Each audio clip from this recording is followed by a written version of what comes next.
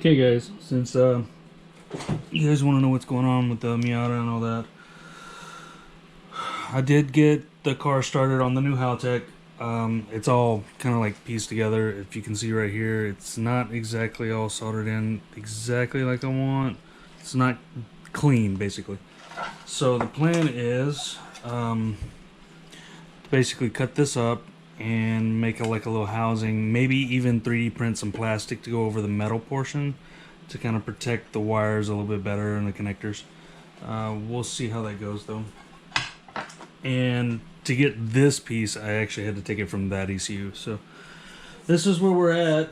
I have some waterproof connectors that we are going to basically solder all up, try to get us all working. I have the wiring schematic right in front of me of what wire goes where and colors, so on and so forth.